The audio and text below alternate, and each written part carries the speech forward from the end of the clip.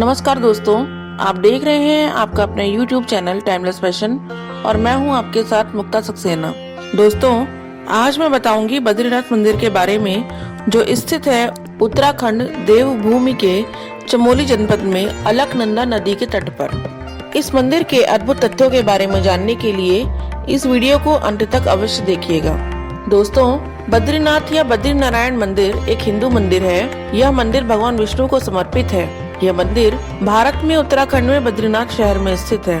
बद्रीनाथ मंदिर 4 धाम और छोटा 4 धाम तीर्थ स्थलों में से एक है। यह अलकनंदा नदी के बाएं तट पर नर और नारायण नामक 2 पर्वत श्रेणियों के बीच स्थित है। यह पंच बद्री में से एक बद्री है। उत्तराखंड में पंच बद्री, पंच केदार और पंच प्रयाग पौराणिक दृष्टि से तथा हिंदू धर्म की दृष्टि से महत्वपूर्ण है। यह मंदिर भगवान विष्णु के रूप बद्रीनाथ को समर्पित है।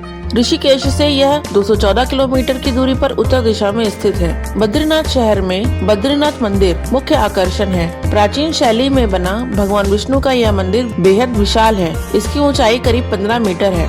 पौराणिक कथा के अनुसार भगवान शंकर ने बद्रीनारायण की छवि एक शालिग्राम के पत्थर के ऊपर अलकनंदा नदी में खोजी थी।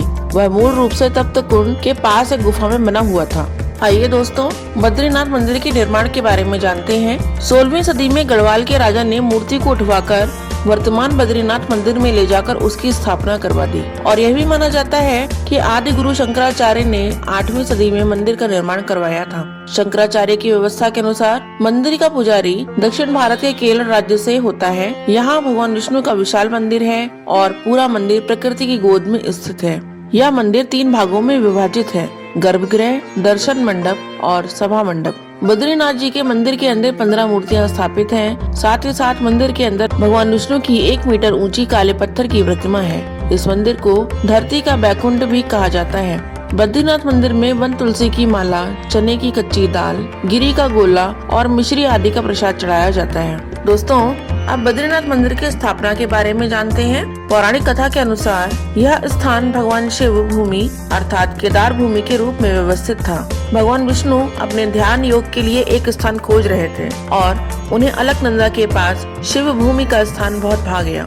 उन्होंने वर्तमान चरण पादुका स्थल पर, जो कि नीलकंठ पर्वत के पास है, ऋषि गंगा और अलकनंदा नदी के संगम के पास बालक रूप धारण किया और रोने लगे। उनके रोने की आवाज सुनकर माता पार्वती और शिव जी उस बालक के पास आए तो बालक ने ध्यान भूमि का स्थान मांग लिया। इस तरह से रूप बदलकर भगवान विष्णु ने शिव पार्वती से शिव भूमि केदार भूमि को अपने ध्यान योग करने हेतु प्राप्त कर लिया।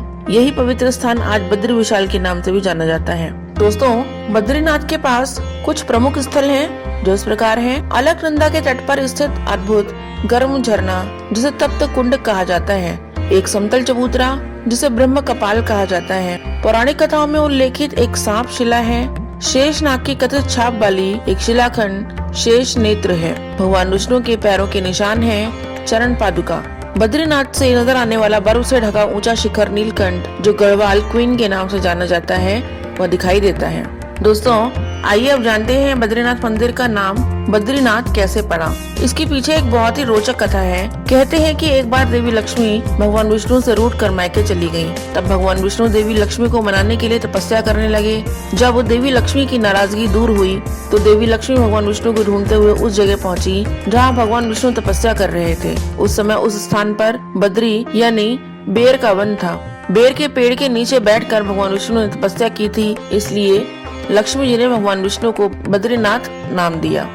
बद्रीनाथ मंदिर की पौराणिक मान्यताओं के अनुसार जब गंगा नदी धरती पर अवतरित हो रही थी तो गंगा नदी 12 धाराओं में बट गई थी। इसलिए इस जगह पर मौजूद धारा अलकनंदा के नाम से प्रसिद्ध हुई और इस जगह को भगवान विष्णु ने अपना निवास स्थान बनाया और यह स्थान बाद में बद्रीनाथ कहलाया। एक मान्यता यह भी है कि प्राचीन काल में यह स्थान बेरों के पेड़ों से भरा हुआ करता था, इसलिए इस जगह का नाम बद्री वन पड़ गया।